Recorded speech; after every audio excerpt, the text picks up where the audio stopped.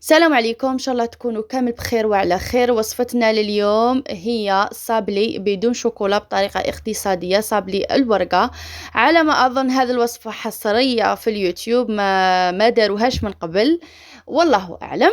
هذه الوصفة بزاف سهلة واقتصادية، وكما قلت لكم بدون شوكولا، ويجي هذا الصابلي يذوب في الفم. نبداو في الوصفة تاعنا مباشرة. جبت 250 غرام تاع مارغرين طرية. أنا نستخدم مارغرين ماني ولا مارغرين سول، هذو هما اللي نخدم بيهم. نضيف عليهم ملعقه صغيره تاع لافاني تكون معمره مليح، ومن بعد نضيف عليهم كاس ناقص 7 كما راكم تشوفوا، مش معمر مليح، تاع سكر كلاصي كما راكم تشوفوا. ومن بعد نجيب 2 صفار تاع بيض يكونوا بدرجه حراره الغرفه، وزوج حبات تاع بيض كاملين ثاني يكونوا بدرجه حراره الغرفه. هذه هي معناتها نديروا زوج حبات تاع بيض كاملين ونزيدوا لهم زوج صفار. خلاص. تفاهمنا. هذه هي كيما راكم تشوفوا، هذه الوصفة بزاف سهلة وسريعة. تقدروا ديروها في البيتخان كيما تقدروا تخدموها بيديكم، ولا ديروا بالباتور. انا جينيرالمون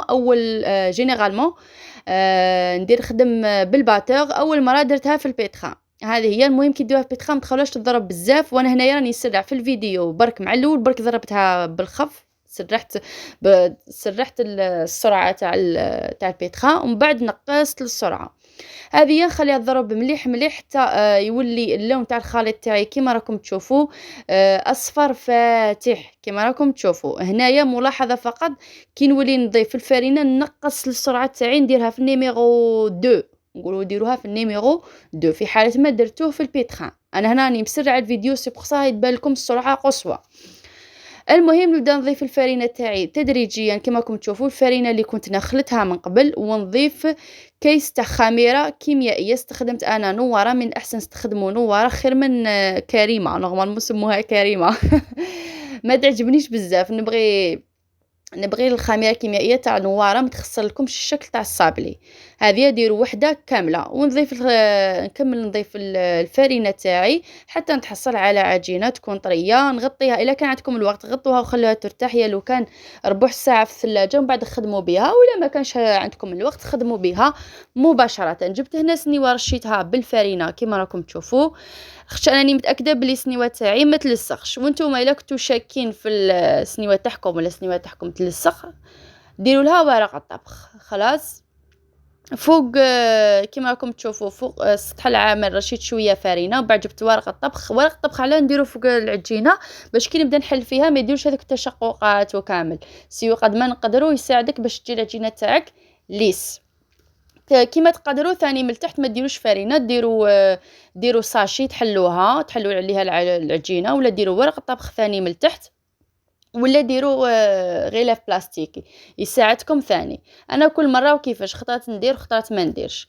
المهم هنا نجيب طبسي فيه فرينه، نجيب المول تاعي هذا تاع الورقه اللي راهو متواجد كامل من البكريت، زعما متواجد في الحوانيت اللي يبيعوا لوازم الحلويات.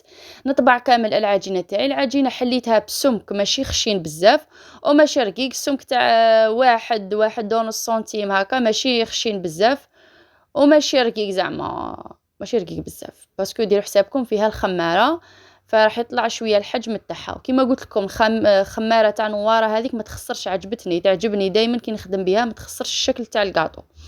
هنا نجيب الكوبات هذيك ونرفد بالحبه. وكي ترفدوا الحبات تاعكم سيو سقموا الحبات تاعكم باش يجيكم كامل على حبه. شوفوا كما راكم تشوفوا، نحو الزوائد تاع العجينه اللي يكونوا منهم، وسقموا الحبات تاعكم. وسقموا الحبة تاعكم وحطوها في السنيوة. سيدتي وين بتحطيها؟ في السنيوة باينة. هذه هي.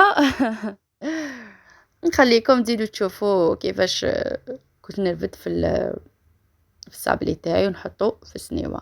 ما تنساوش تبعوني في الانستغرام تاعي، الرابط تصيبوه تحت الفيديو. ما تنساوش تنضموا للجروب تاعي تاع الفيسبوك ثاني، الرابط تصيبوه تحت الفيديو.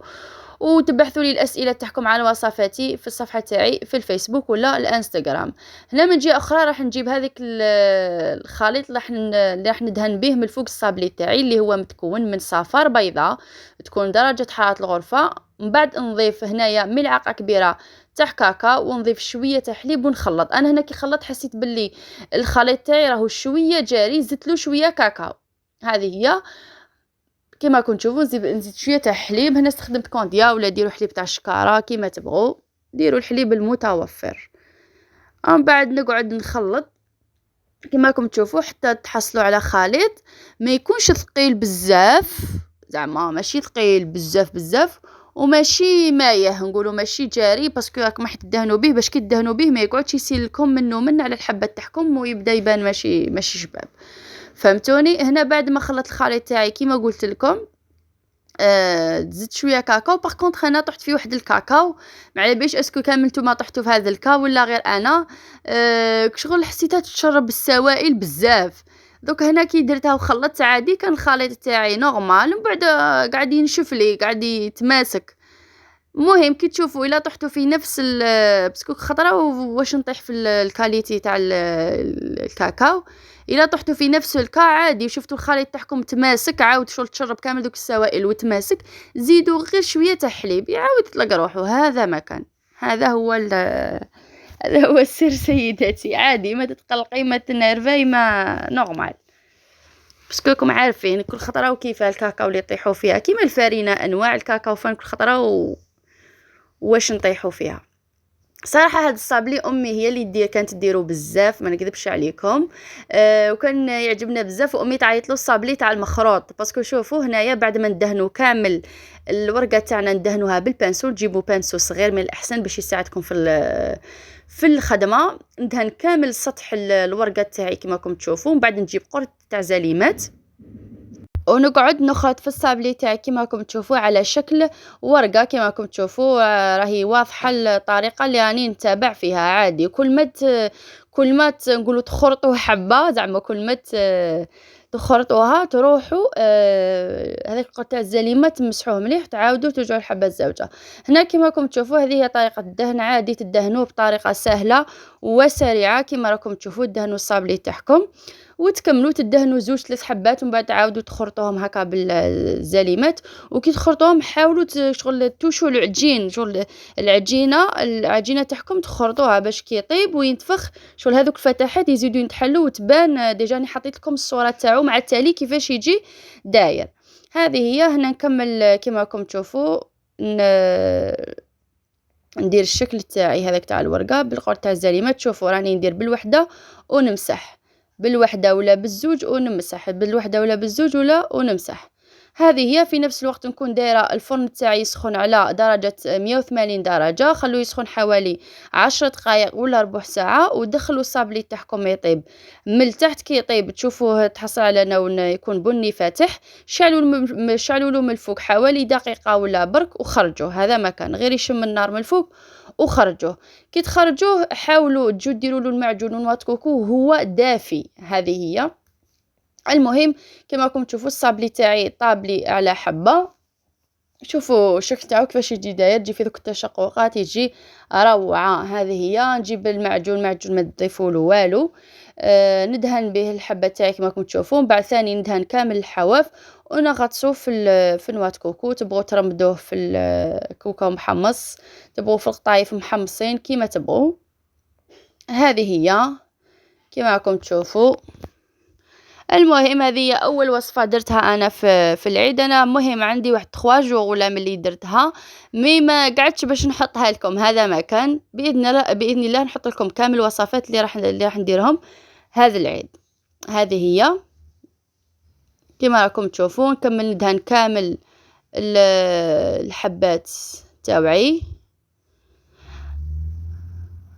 ومن بعد على هواكم غير تشكلوهم حطوهم على هواكم في بورطمونجي بلعوها مليح باش يبقى لكم الكاطو تاعكم طري. هذه هي وصفتنا اليوم. ان شاء الله تكون عجبتكم وطريقه سهله وسريعه كما راكم تشوفوا واقتصاديه نوعا ما.